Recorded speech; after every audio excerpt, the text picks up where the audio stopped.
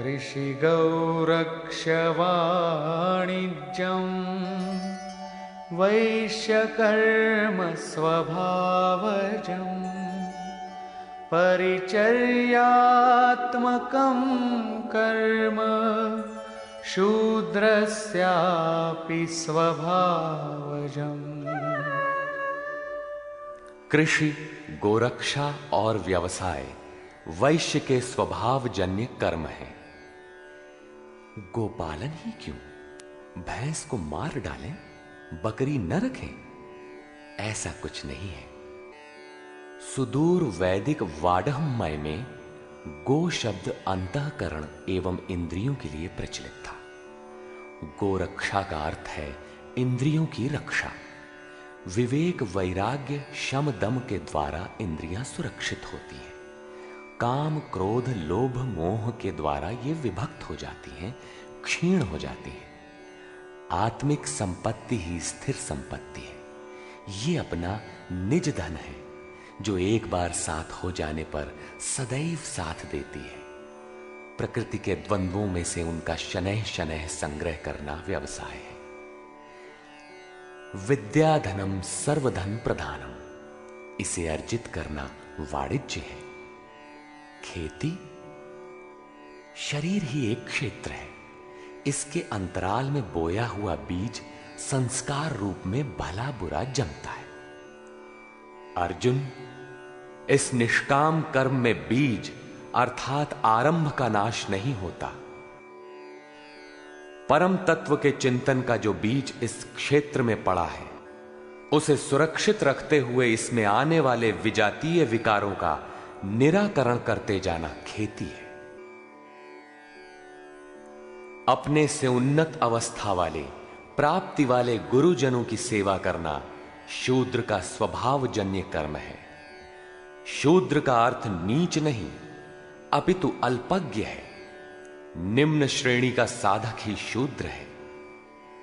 प्रवेशिका श्रेणी का वो साधक परिचर्या से ही आरंभ करे। स्वभाव परिवर्तनशील है। स्वभाव के परिवर्तन के साथ वर्ण परिवर्तन हो जाता है। वस्तुतः ये वर्ण अति उत्तम, उत्तम, मध्यम और निकृष्ट 4 अवस्थाएं हैं। कर्म पथ पर चलने वाले साधकों की ऊंची नीची 4 सीढ़ियां हैं, क्योंकि कर्म एक ही है, नियत कर्म। श्री कृष्ण कहते हैं कि परम सिद्धि की प्राप्ति का यही एक रास्ता है कि स्वभाव में जैसी योग्यता है वहीं से लगे। इसको देखें।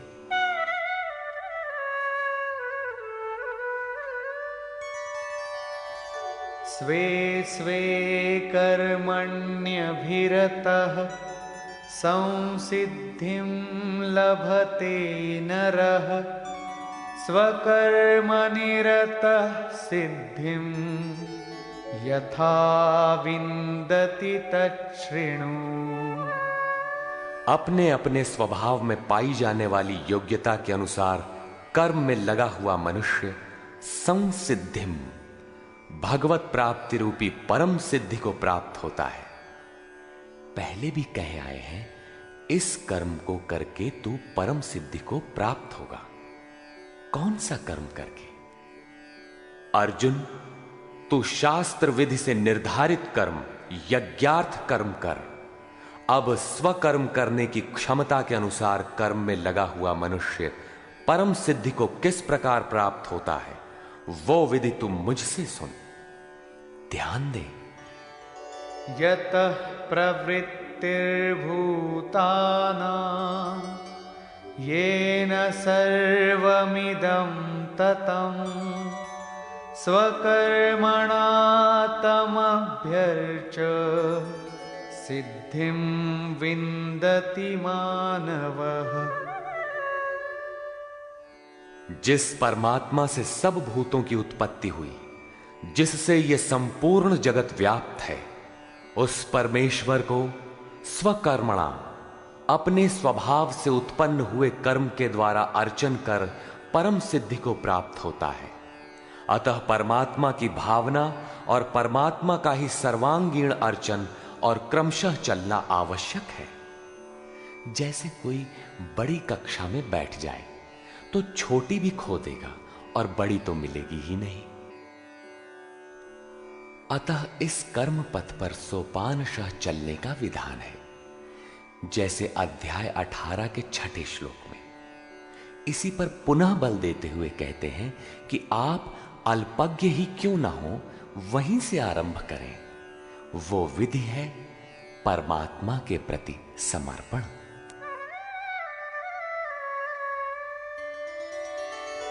श्रेयान् स्वधर्मो विगुणः परधर्मात् स्वनुष्ठितात् स्वभावनियतं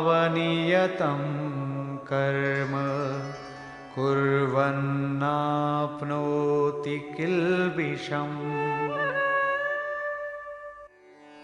अच्छी प्रकार अनुष्ठान किए हुए दूसरे के धर्म से गुण रहित भी स्वधर्म परम कल्याणकारक है। स्वभाव नियतम, स्वभाव से निर्धारित किया हुआ कर्म करता हुआ मनुष्य पाप अर्थात आवागमन को प्राप्त नहीं होता। प्रायः साधकों को उच्चाटन होने लगता है कि हम सेवा करते ही रहेंगे, वे तो ध्यानस्थ हैं, अच्छे गुणों के कारण उनका सम्मान है। तुरंत वे नकल करने लगते हैं। श्री कृष्ण के अनुसार नकल या ईर्ष्या से कुछ मिलेगा नहीं। अपने स्वभाव से कर्म करने की क्षमता के अनुसार कर्म करके ही कोई परम सिद्धि पाता है, छोड़कर नहीं।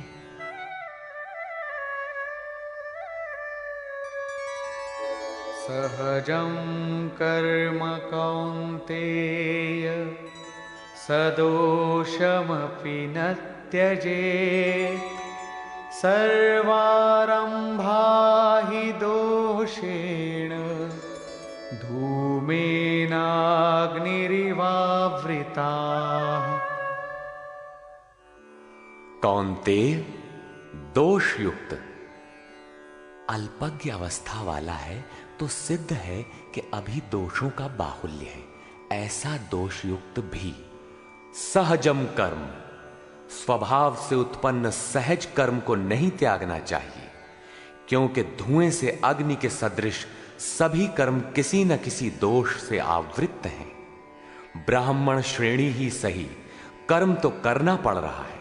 स्थिति नहीं मिली तब तक दोष विद्यमान है, प्रकृति का आवरण विद्यमान है।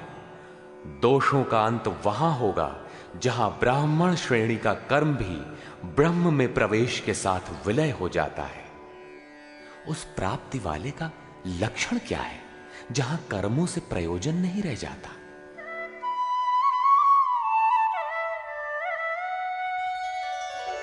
असक्त बुद्धि सर्वत्र जितात्मा विगत स्पृहः नैष्कर्म्य सिद्धिं परमां संन्यासेनाधिगच्छति। सर्वत्र आसक्ति से रहित बुद्धि वाला, स्पृहा से सर्वथा रहित, जीते हुए अंतःकरण वाला पुरुष सन्यासी नाम सर्वस्व के न्यास की अवस्था में परम नैष्कर्म्य की सिद्धि को प्राप्त होता है। यहां सन्यास और परम नैष्कर्म्य सिद्धि पर्याय है। यहां सांख्य योगी वहीं पहुंचता है जहां की निष्काम कर्मयोगी। ये उपलब्धि दोनों मार्गियों के लिए समान है। अब परम नैष्कर्म्य सिद्धि को प्राप्त हुआ पुरुष जैसे ब्रह्म को प्राप्त होता है, उसका संक्षेप में चित्रण करते हैं।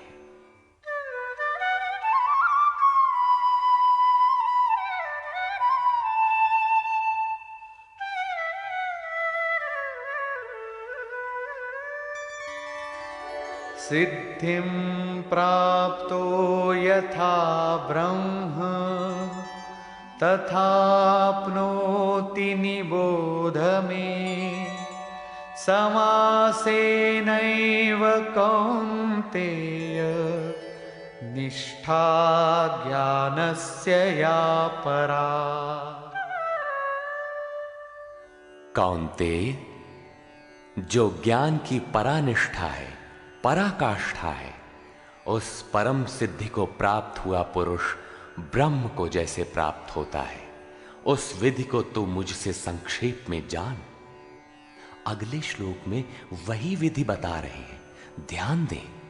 बुद्ध्या विशुद्धया युक्तो धृत्यात्मानं नियम्य च शब्दादीन् विषयांस् त्यक्त्वा रागद्वेषौ व्युदस्य च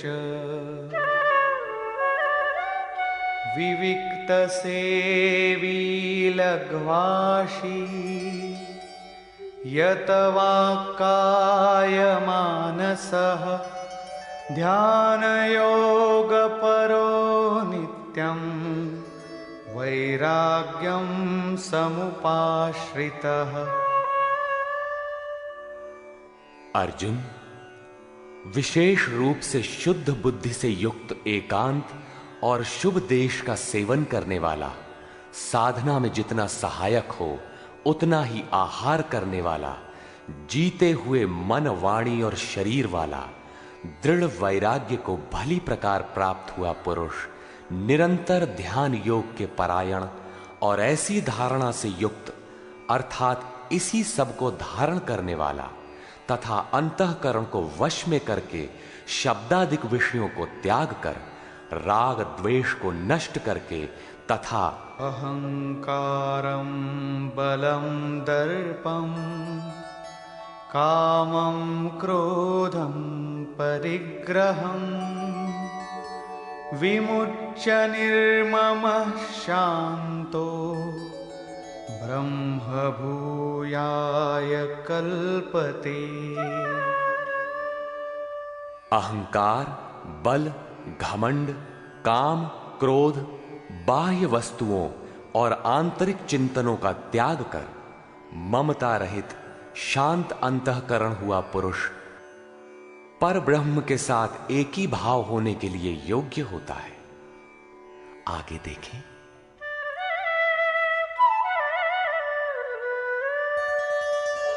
ब्रह्मभूतः प्रसन्नात्मा न शोचति न कांक्षति समः सर्वेषु भूतेषु मद्भक्तिं लभते पराम्। ब्रह्म के साथ एक ही भाव होने की योग्यता वाला वो प्रसन्न चित्त पुरुष न तो किसी वस्तु के लिए शोक करता है और न किसी की आकांक्षा ही करता है। सब भूतों में समभाव हुआ वो भक्ति की पराकाष्ठा पर है। भक्ति अपना परिणाम देने की स्थिति में है जहां ब्रह्म में प्रवेश मिलता है। अब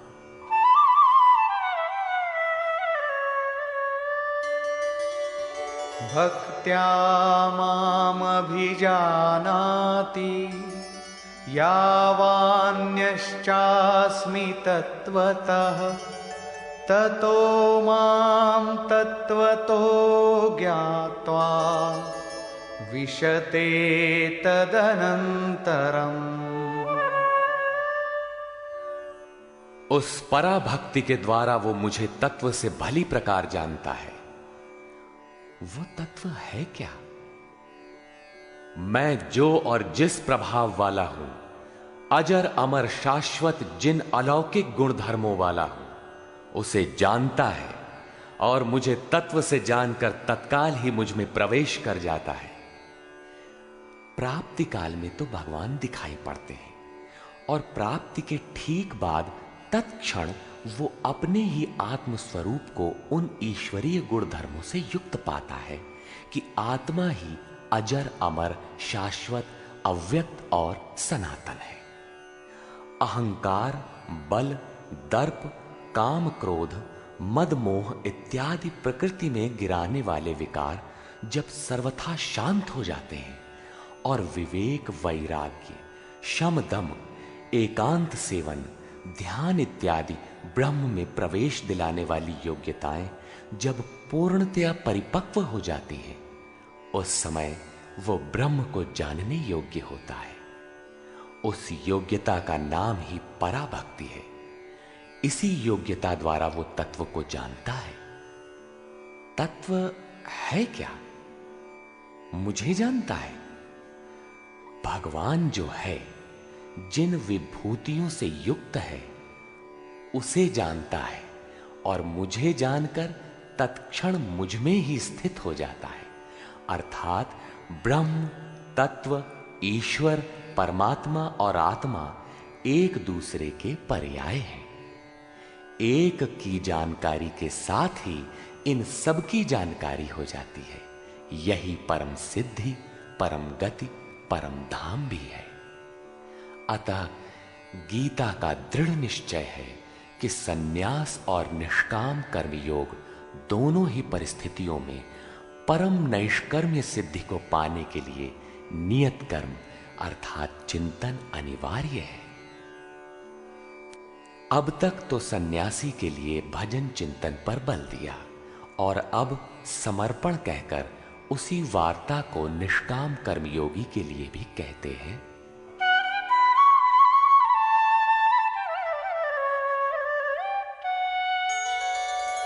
सर्वकर्माण्यपि सदा कुर्वाणो मद्व्यपाश्रयः मत्प्रसादादवाप्नोति शाश्वतं पदमव्ययम्।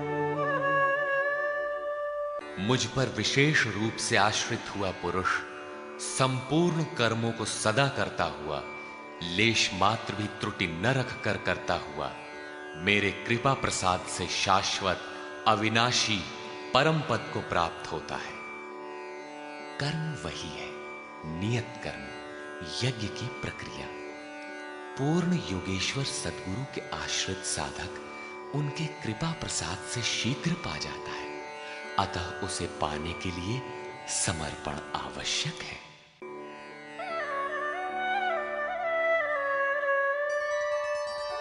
चेतसा सर्वकर्माणि मयि सन्न्यस्य मत्परः बुद्धियोगमुपाश्रित्य मच्चित्तः सततं भव। अतः अर्जुन, संपूर्ण कर्मों को अर्थात जितना कुछ तुझसे बन पड़ता है, मन से मुझे अर्पित करके अपने भरोसे नहीं बल्कि मुझे समर्पण करके मेरे परायण हुआ बुद्धि योग अर्थात योग की बुद्धि का अवलंबन करके निरंतर मुझ में चित्त को लगा। योग एक ही है जो सर्वथा दुखों का अंत करने वाला और परम तत्व परमात्मा में प्रवेश दिलाने वाला है।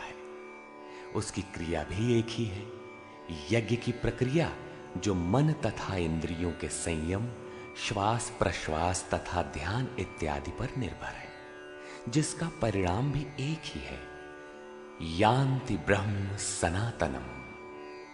इसी पर आगे कहते हैं,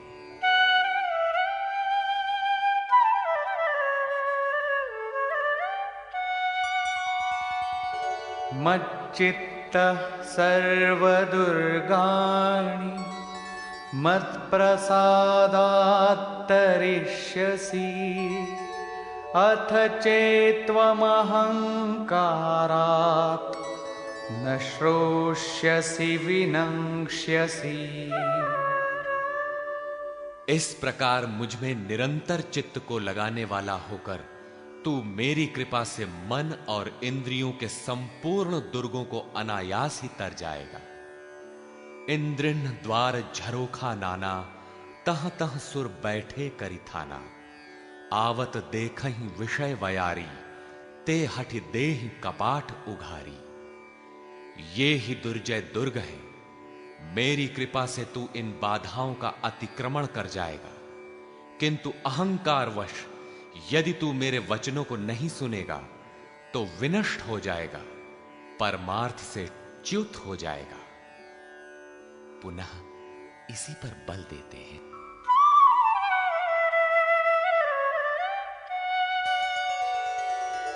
यदहङ्कारमाश्रित्य न योत्स्य इति मन्यसे मिथ्यैष व्यवसायस्ते प्रकृतिस्त्वां नियोक्ष्यति। जो तू अहंकार का आश्रय लेकर ऐसा मानता है कि युद्ध नहीं करूंगा, तो ये तेरा निश्चय मिथ्या है, क्योंकि तेरा स्वभाव तुझे बलात् युद्ध में लगा देगा।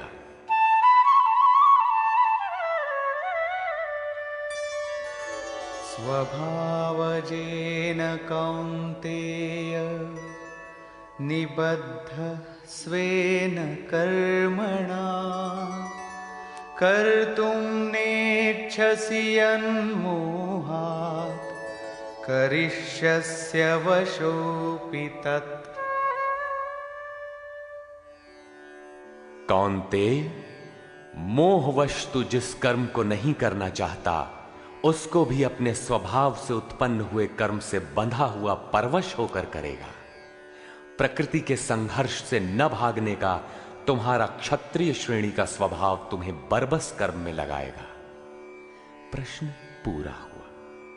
अब वो ईश्वर रहता कहां है, इस पर कहते हैं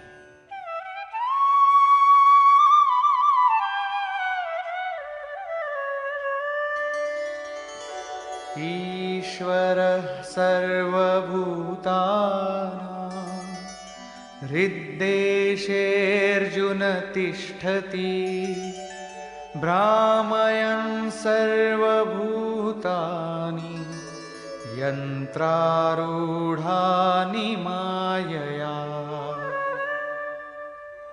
अर्जुन, वो ईश्वर संपूर्ण भूत प्राणियों के हृदय देश में निवास करता है। इतना समीप है तो लोग जानते क्यों नहीं? माया रूपी यंत्र में आरूढ़ होकर सब लोग भ्रमवश चक्कर लगाते ही रहते हैं, इसलिए नहीं जानते। ये यंत्र बड़ा बाधक है जो बार बार नश्वर कलेवरों अर्थात शरीरों में घुमाता रहता है। तो शरण किसकी लें?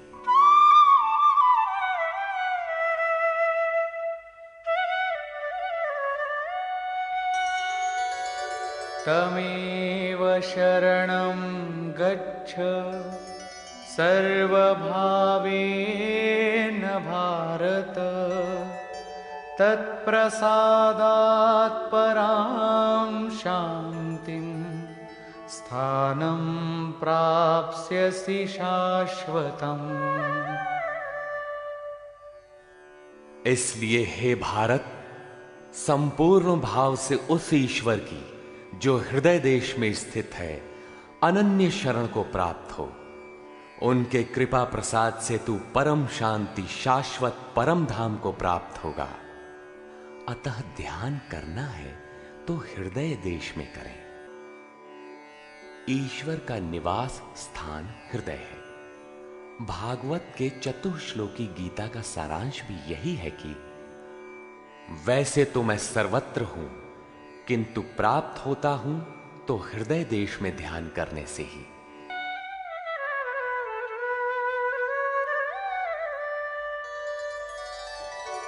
इति ते ज्ञानमाख्यातं गुह्याद्गुह्यतरं मया विमृश्यैतदशेषेण यथेच्छसि तथा कुरु।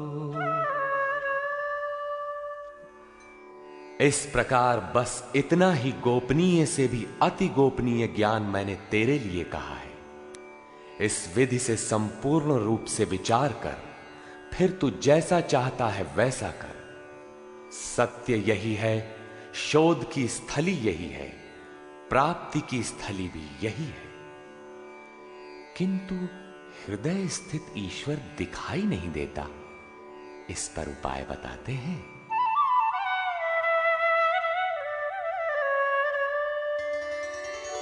सर्वगुह्यतमं भूयः शृणु मे परमं वचः इष्टोऽसि मे दृढमिति ततो वक्ष्यामि ते हितम्। अर्जुन, संपूर्ण गोपनीय से भी अति गोपनीय मेरे रहस्य युक्त वचन को तू फिर भी सुन। कहा है किंतु फिर सुन। साधक के लिए इष्ट सदैव खड़े रहते हैं। क्योंकि तू मेरा अतिशय प्रिय है, इसलिए ये परम हितकारक वचन मैं तेरे लिए फिर भी कहूंगा। वो है क्या?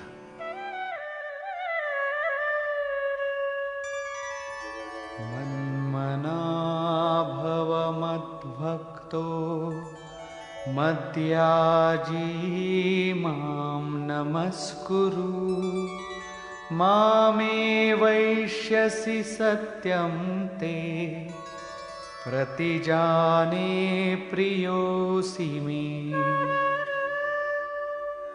अर्जुन, तू मेरे में ही अनन्य मन वाला हो, मेरा अनन्य भक्त हो, मेरे प्रति श्रद्धा से पूर्ण हो, मेरे समर्पण में अश्रुपात होने लगे। मेरे को ही नमन कर। ऐसा करने से तू मेरे को ही प्राप्त होगा। ये मैं तेरे लिए सत्य प्रतिज्ञा करके कहता हूं, क्योंकि तू मेरा अत्यंत प्रिय है।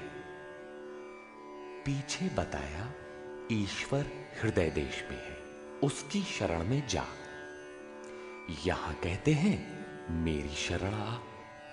ये अति गोपनीय रहस्य युक्त वचन सुन कि मेरी शरण आओ। वास्तव में योगेश्वर श्री कृष्ण कहना क्या चाहते हैं? यही कि साधक के लिए सद्गुरु की शरण नितांत आवश्यक है। श्री कृष्ण एक पूर्ण योगेश्वर थे। अब समर्पण की विधि बताते हैं।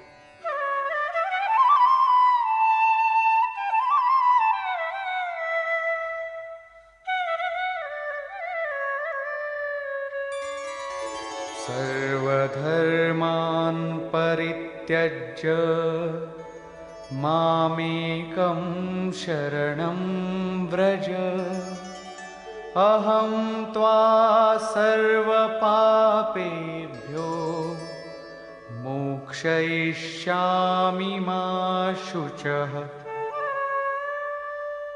संपूर्ण धर्मों को त्याग कर, अर्थात मैं ब्राह्मण श्रेणी का करता हूं या शूद्र श्रेणी का, क्षत्रिय हूं अथवा वैश्य, इसके विचार को त्याग कर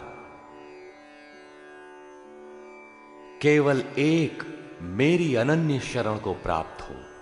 मैं तुझे संपूर्ण पापों से मुक्त करा दूंगा। तू शोक मत कर। इन सब ब्राह्मण क्षत्रिय इत्यादि वर्णों का विचार न कर कि इस कर्म पथ में किस स्तर का हूं।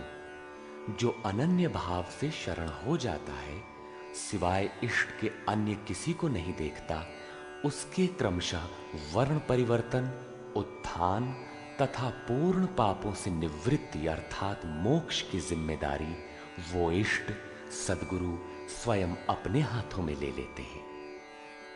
प्रत्येक महापुरुष ने यही कहा। शास्त्र जब लिखने में आ जाता है तो लगता है कि यह सबके लिए है, किंतु है वस्तुतः श्रद्धावान के लिए ही। अर्जुन अधिकारी था, अतः उसे बल देकर कहा। अब योगेश्वर स्वयं निर्णय देते हैं कि इसके अधिकारी कौन है।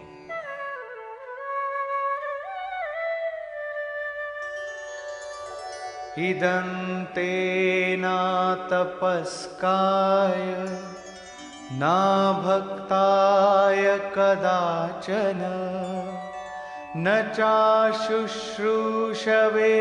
वाच्यं न च मां योऽभ्यसूयति।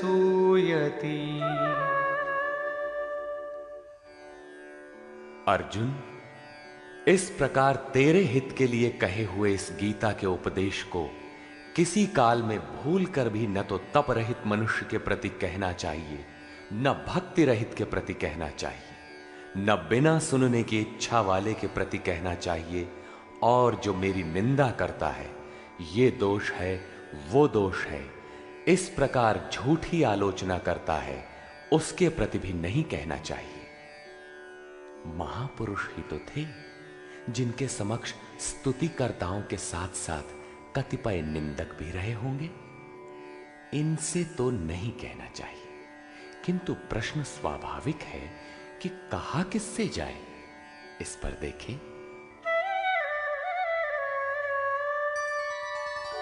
यैमं परमं गुह्यं मद्भक्तेष्वभिधास्यति भक्तिं मयि परां कृत्वा मामे वैष्यत्य संशयः। जो मनुष्य मुझ में परम प्रेम करके इस परम रहस्य युक्त गीता के उपदेश को मेरे भक्तों में कहेगा, वो निसंदेह मुझे ही प्राप्त होगा। अर्थात वो भक्त मुझे ही प्राप्त होगा जो सुन लेगा, क्योंकि उपदेश को भली प्रकार सुनकर हृदयंगम कर लेगा तो उस पर चलेगा तथा पार पा जाएगा। अब उस उपदेशकर्ता के लिए कहते हैं।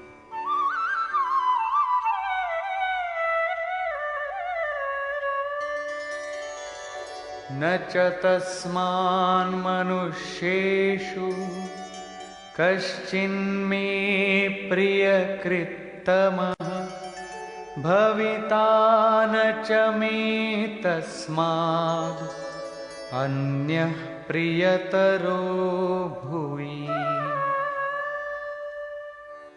न तो उससे बढ़कर मेरा अतिशय प्रिय कार्य करने वाला मनुष्यों में कोई है, और न उससे बढ़कर मेरा अत्यंत प्यारा पृथ्वी में दूसरा कोई होगा। किससे? जो मेरे भक्तों में मेरा उपदेश करेगा, उनको उधर उस पथ पर चलाएगा, क्योंकि कल्याण का यही एक स्रोत है, राजमार्ग है। अब देखें अध्ययन।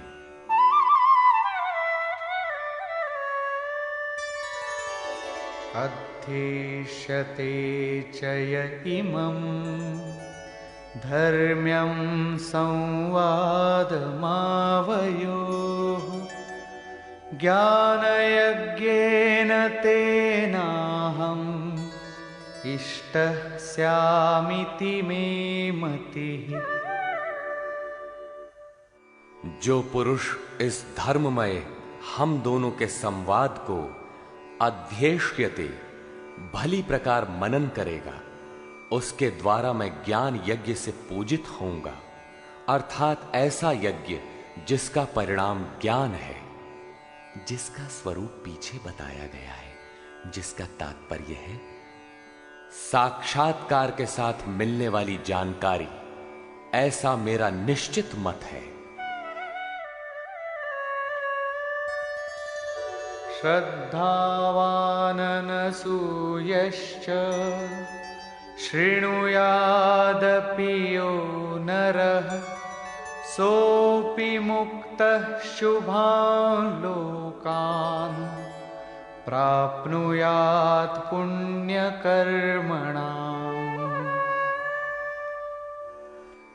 जो पुरुष श्रद्धा से युक्त और ईर्ष्या रहित होकर केवल सुनेगा, वो भी पापों से मुक्त हुआ उत्तम कर्म करने वालों के श्रेष्ठ लोकों को प्राप्त होगा। अर्थात करते हुए भी पार न लगे तो सुना भर करें। उत्तम लोक तब भी हैं, क्योंकि वो चित्त में उन उपदेशों को ग्रहण तो करता है। यहां 67 से 71 तक 5 श्लोकों में भगवान श्री कृष्ण ने यह बताया कि गीता का उपदेश अनाधिकारियों को नहीं कहना चाहिए, किंतु जो श्रद्धावान हैं उनसे अवश्य कहना चाहिए। जो सुनेगा वो भक्त मुझे प्राप्त होगा, क्योंकि अति गोपनीय कथा को सुनकर पुरुष चलने लगता है। जो भक्तों में कहेगा उससे अधिक प्रिय कहने वाला मेरा कोई नहीं है। जो अध्ययन करेगा उसके द्वारा मैं ज्ञान यज्ञ से पूजित होऊंगा। यज्ञ का परिणाम ही ज्ञान है, जो गीता के अनुसार कर्म करने में असमर्थ है किंतु श्रद्धा से मात्र सुनेगा, वो भी पुण्य लोकों को प्राप्त होगा। इस प्रकार भगवान श्री कृष्ण ने इसके कहने सुनने तथा अध्ययन का फल बताया। प्रश्न पूरा हुआ। अब अंत में वे अर्जुन से पूछते हैं कि कुछ समझ में आया?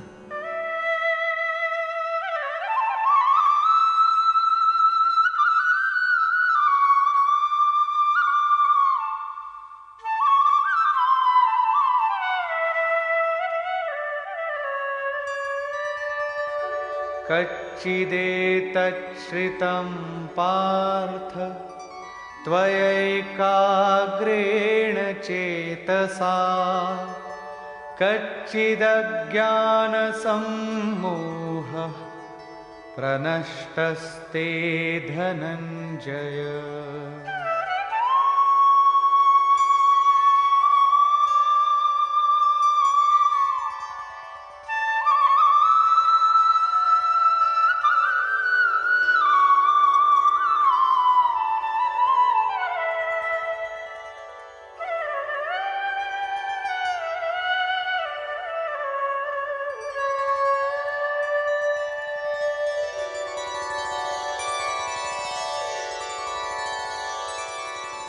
हे पार्थ, क्या मेरा ये वचन तूने एकाग्र चित्त होकर सुना?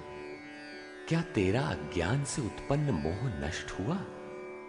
इस पर अर्जुन बोला, अर्जुना उवाच।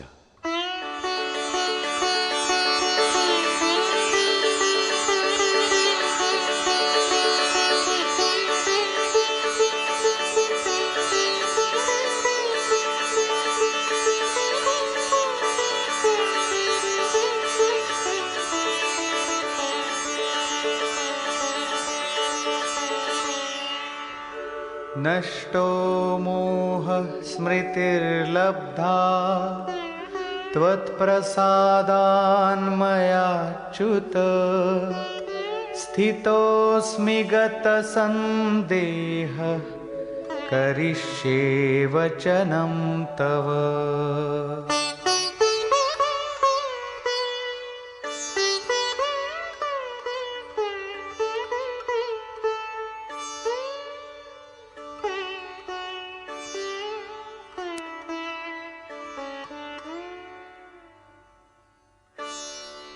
अच्युत अर्थात जो सत्य से कभी च्युत नहीं होते, आपकी कृपा से मेरा मोह नष्ट हो गया है। मुझे स्मृति प्राप्त हुई है, मुझे याद है। अब मैं संशय रहित हुआ स्थित हूं और आपकी आज्ञा का पालन करूंगा। अर्जुन का समाधान हो गया। साथ ही योगेश्वर श्री कृष्ण के श्रीमुख से निःसृत वाणी का उपसंहार हुआ। इस पर संजय बोला,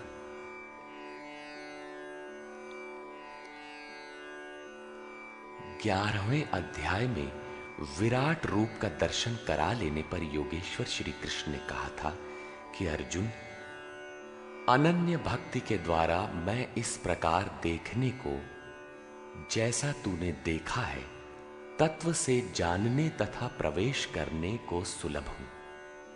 अध्याय 11 के 54वें श्लोक में इस प्रकार दर्शन करने वाले साक्षात मेरे स्वरूप को प्राप्त हो जाते हैं।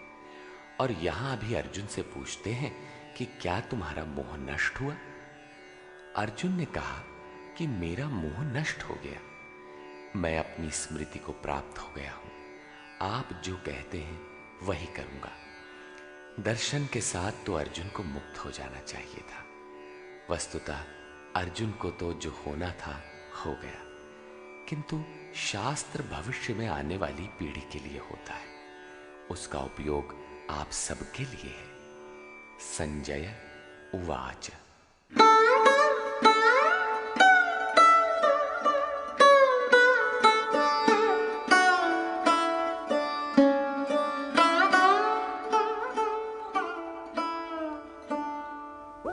इत्यहं वासुदेवस्य पार्थस्य च महात्मनः संवादमिममश्रौषम् अद्भुतं रोमहर्षणम्।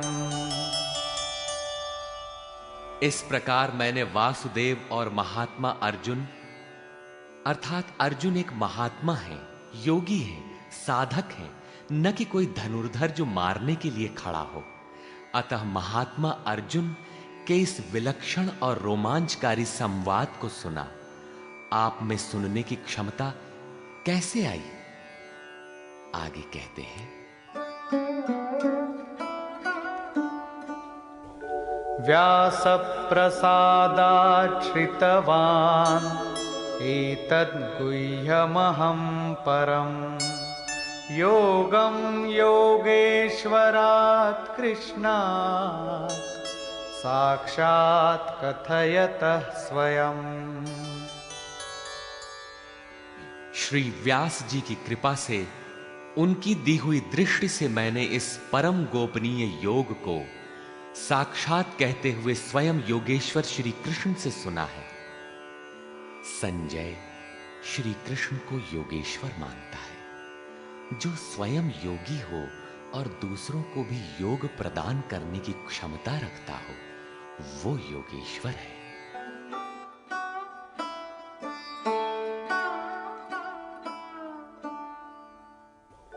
राजन् संस्मृत्य संस्मृत्य संवादमिममद्भुतम् केशवार्जुनयोः पुण्यम् हृष्यामि च मुहुर्मुहुः। हे राजन धृतराष्ट्र, केशव और अर्जुन के इस परम कल्याणकारक और अद्भुत संवाद को पुनः स्मरण करके मैं बारंबार हर्षित हो रहा हूं। अतः इस संवाद को सदैव स्मरण करना चाहिए और इसी स्मृति से प्रसन्न रहना चाहिए। अब उनके स्वरूप का स्मरण कर संजय कहते हैं,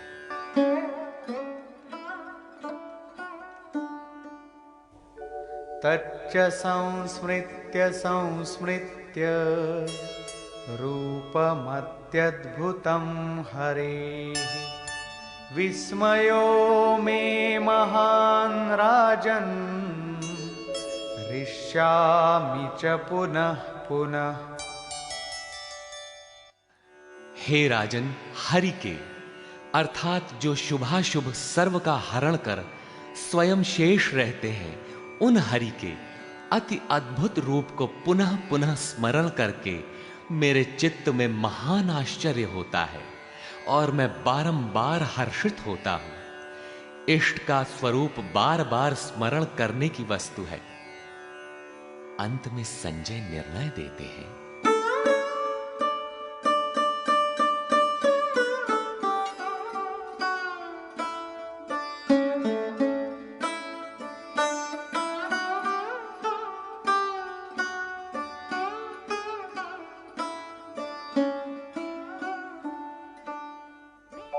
यत्र योगेश्वरः कृष्णो यत्र पार्थो धनुर्धरः तत्र श्रीर्विजयो भूतिः ध्रुवा नीतिर्मतिर्मम।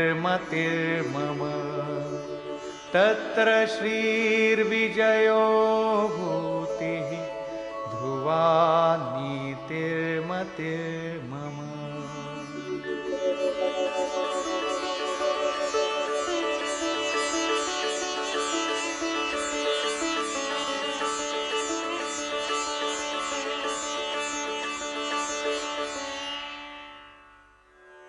राजन, जहां योगेश्वर श्री कृष्ण और धनुर्धर अर्जुन अर्थात ध्यान ही धनुष है, इंद्रियों की दृढ़ता ही गांडीव है, अर्थात स्थिरता के साथ ध्यान धरने वाला महात्मा अर्जुन है, वहीं पर श्री ऐश्वर्य विजय जिसके पीछे हार नहीं है, ईश्वरीय विभूति और चल संसार में अचल रहने वाली नीति है, ऐसा मेरा मत है। आज तो धनुर्धर अर्जुन है नहीं, ये नीति विजय विभूति तो अर्जुन तक सीमित रह गई। तत्सामयिक थी यह तो द्वापर में ही समाप्त हो गई। लेकिन ऐसी बात नहीं है। योगेश्वर श्री कृष्ण ने बताया कि मैं सबके हृदय देश में निवास करता हूं। आपके हृदय में भी वे हैं। अनुराग ही अर्जुन है। अनुराग आपके अंतःकरण की इष्टोन्मुख लगन का नाम है। यदि ऐसा अनुराग आप में है तो सदैव वास्तविक विजय है और अचल स्थिति दिलाने वाली नीति भी सदैव रहेगी, न कि कभी थी। जब तक प्राणी रहेंगे परमात्मा का निवास उनके हृदय देश में रहेगा। विकल आत्मा उसे पाने का इच्छुक होगा और उनमें से जिसके भी हृदय में उसे पाने का अनुराग उमड़ेगा वही अर्जुन की श्रेणी वाला होगा, क्योंकि अनुराग ही अर्जुन है। अतः मानव मात्र इसका प्रत्याशी बन सकता है। निष्कर्ष, योगेश्वर श्री कृष्ण ने निर्णय दिया कि यज्ञ, दान और तप किसी काल में भी त्यागने योग्य नहीं है। ये मनीषियों को भी पवित्र करने वाले हैं। इन तीनों को रखते हुए इनके विरोधी विकारों का त्याग करना ही वास्तविक त्याग है। ये सात्विक त्याग है। फल की इच्छा के साथ त्याग राजसी है और मोहवश नियत कर्म का ही त्याग करना तामसी त्याग है और सन्यास त्याग की ही चरमोत्कृष्ट अवस्था है। इस अध्याय में सन्यास का स्वरूप स्पष्ट किया गया कि सर्वस्व का न्यास ही सन्यास है। एकांत का सेवन करते हुए नियत कर्म में अपनी शक्ति समझकर अथवा समर्पण के साथ सतत प्रयत्न अपरिहार्य है। प्राप्ति के साथ संपूर्ण कर्मों का त्याग ही सन्यास है, जो मोक्ष का पर्याय है। यही सन्यास की पराकाष्ठा है। ओम तत्सदिति। श्रीमद् भगवद गीता सूपनिषत्सु ब्रह्म विद्यायाम योग शास्त्रे श्री कृष्णार्जुन संवादे सन्यास योगो नाम अष्टादशो अध्यायः।